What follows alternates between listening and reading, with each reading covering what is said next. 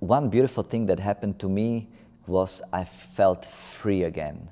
Because within the years, within the 15 years, or like maybe even more, being in certain kind of a box, touring and being busy with producing, finally I felt like now I have a time and space to enter and continue developing something. Some part of my class I slowed down because I could feel that I learn more by slowing down, or that things takes time.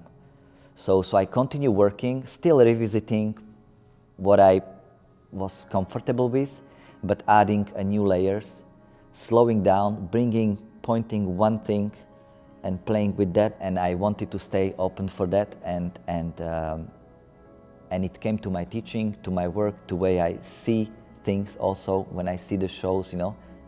The world open. These days, like all what I'm thinking of, it's how to open the doors for people to really work on their personal dance. Also with the Les Slovaks, one of the philosophy that we had was to not categorize, but to really go with your heart and express it in wide range way.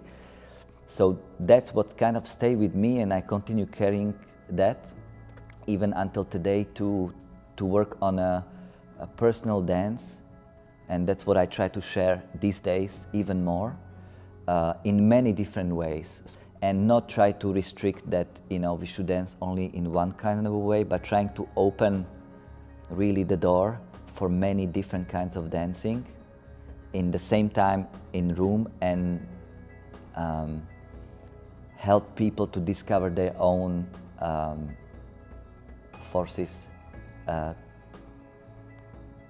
they can build on for their own art making. I think for me, when I teach, I try really, one of the things I try to do is not to compromise so much. I always choose like, okay, I see who these people are and I try to bring some new information. And it depends where I am. What I would like probably for people the most is just to understand the tasks.